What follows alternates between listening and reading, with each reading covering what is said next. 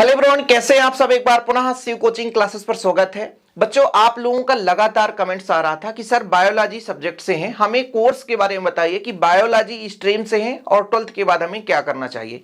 तो वीडियो को आप लोग लास्ट तक देखना, उन सभी बच्चों के लिए काफी हेल्पफुल है जो 12th क्लास में अभी पास आउट हुए हैं, यानी 12th क्लास अभी रनिंग था और 12th के बाद हमें कौन सा कोर्स करना चाहिए, ये कौन सा कोर्स सफिशियंट है, आज इस पर हम चर्चा करेंगे और ऐसे टॉप 10 कोर्स के बारे में बात करेंगे जो कि आप लोगों के लिए सभी के लिए काफी हेल्पफुल होने वाला है। आप किसी भी क्राइटेरिया में जाएंगे बच्चों, आप लोग सक्सेसफुल इंसान बन सकते हैं और एक अच्छा जॉब प्राप्त कर सकते हैं। बस आपका एक ही लक्ष्य होना चाहिए कि किसी भी कोर्स को हम यदि कर रहे हैं, मतलब किसी भी कोर्स में जा रहे हैं, उसको हम विधिवत अच्छे तरीके से पढ़ाई करें। क्योंकि कारण ये होता है कि पढ़ने को तो सब पढ़ते हैं, लेकिन कोई 200-300 में कोई एक ही ऐसा स्टूडेंट होता है जो वास्तविक रूप से सफल होता है। उसके पीछे रीजन ये होता है कि यदि 100 में से एक बच्चा सफल और 99 असफल, मतलब 100 में से जो एक बच्चा है वो कहीं ना कहीं स्मार्ट तरीके से स्टडी कर रहा था। तो चलिए शुरू करते हैं बच्चों, और आज बात करते हैं ऐसे टॉप कोर्स के बारे में जिसके बारे में आपको जानना अति आवश्यक है।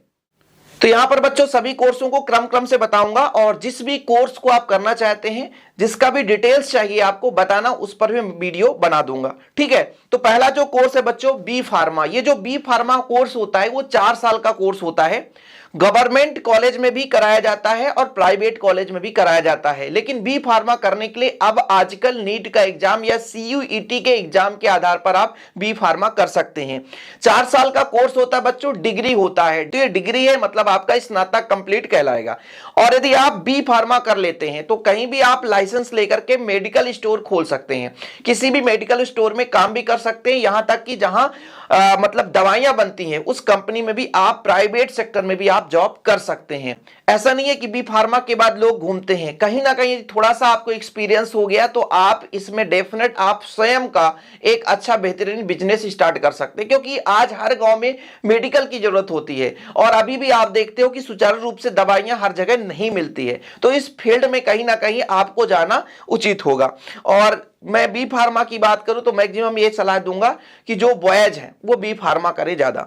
दूसरे नंबर पे बात करते हैं बच्चों BSc नर्सिंग, जिसे मुख्य रूप से गर्ल्स करते हैं, मतलब बॉयज के लिए उतना सफिशिएंट नहीं होता है, गर्ल्स के लिए होता है। 4 साल का कोर्स होता है। हाँ, थोड़ा सा यदि आप प्राइवेट सेक्टर में जाते हैं तो फीस लगता है, लेकिन BSc नर्सिंग करने के बाद ये भी आपका एक प्रकार से बच्चों BSc नर्सिंग जो होता है वो डिग्री होता है। और BSc नर्सिंग कोर्स करने के बाद कोई भी बच्चा आज तक भटका नहीं है, उसको कहीं ना कहीं या तो प्राइवेट सेक्टर में या तो एंट्रेंस एग्जाम देकर के गवर्नमेंट में सेलेक्ट हो गए। मेरे साथ लगभग मेरे क्लासमेट जो गर्ल्स थी तो लगभग 8 से 10 ऐसे क्लासमेट हैं जो कि आज गवर्नमेंट जॉब में हैं।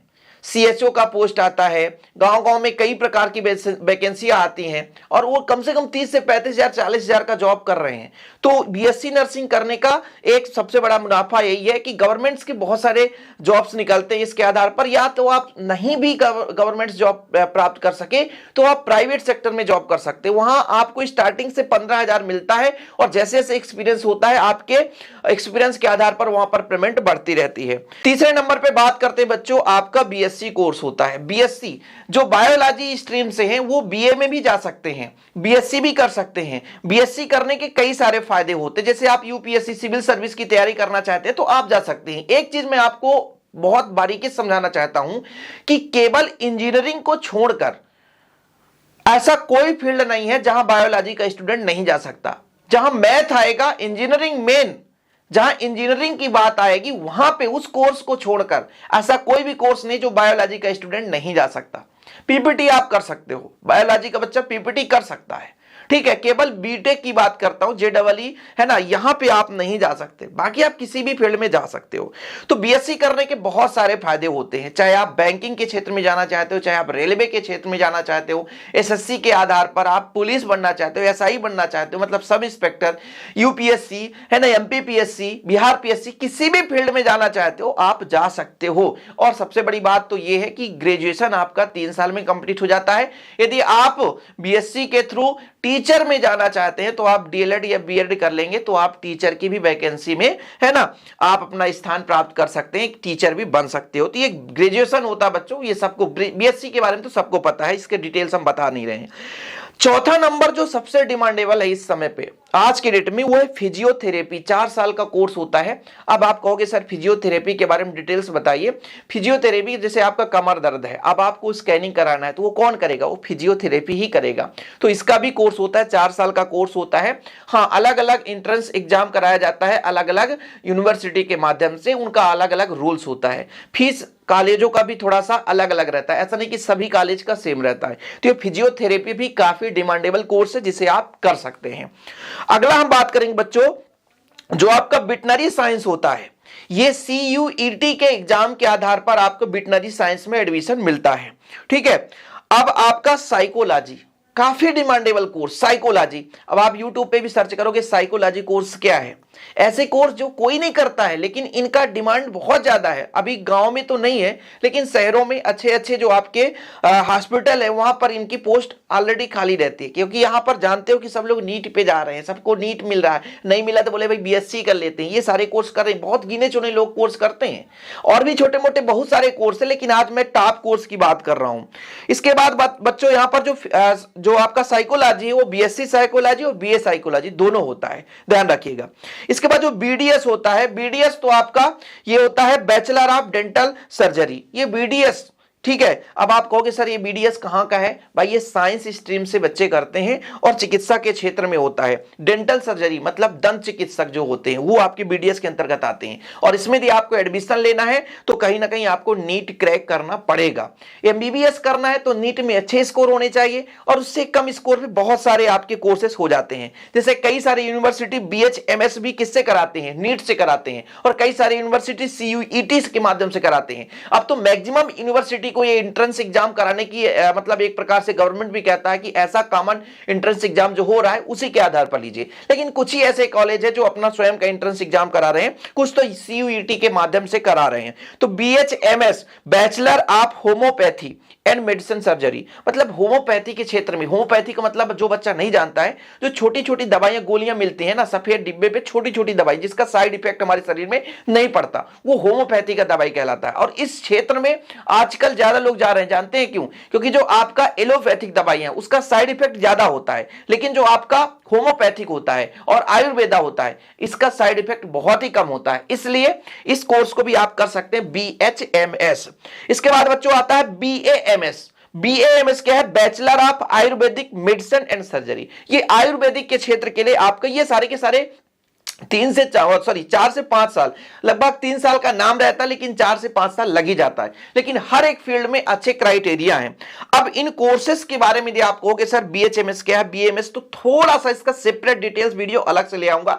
बाकी और छोटे छोटे बहुत सारे कोर्स है, ANM JNM छोटे छोटे जो गर्ल्स के लिए होता है, और साथ में BMLT DMLT ऐसे भी कोर्स है, छोटे छोटे कोर्स है, जो कि जैसे जिसके पास थोड़ा सा फाइनेंशियल कंडीशन है ना सही नहीं है, क्योंकि ये सारे कोर्स जो मैंने अभी आपको बताया इसमें सब में कहीं ना कहीं यदि आप गवर्नमेंट कॉलेज मिल रहा है तो भी ठीक, मैक्सिमम बच्चे तो प्राइवेट कॉलेज से ही करते, क्योंकि गवर्नमेंट कॉलेज उतने है नहीं। तो यहां पर आपको फाइनेंशियल कंडीशन अच्छा होना चाहिए, तभी आप कर सकते हो। मान लो BDS में आप जाना चाहते हो, यानी डेंटल सर्जरी के लिए तैयारी करना चाहते हो, तो आपको नीट का एग्जाम क्रैक करना पड़ेगा, मतलब ये नीट की तैयारी करनी पड़ेगी, और नीट की तैयारी के लिए कहीं ना कहीं आपके पास थोड़ा बहुत पैसे होने चाहिए। तो इसलिए ये थोड़ा कहीं जितने भी मैं कोर्स, हाँ ये BSc जो है आपका कोर्स बिल्कुल नॉर्मल कॉस्ट पे हो जाता है, आजकल हर जगह BSc होता है। बाकी एक चीज और है, केवल ये जरूरी नहीं है कि आपने बायोलॉजी स्ट्रीम लिया था तो केवल आपको डॉक्टर ही बनना है, ऐसा नहीं है। ये भी जरूरी नहीं है कि भाई साहब डॉक्टर बने नहीं तो कुछ नहीं हमारे जीवन में, हर फील्ड में आप जा सकते हो। यदि आपने बायोलॉजी लिया है तो मैंने बताया कि इंजीनियरिंग के अलावा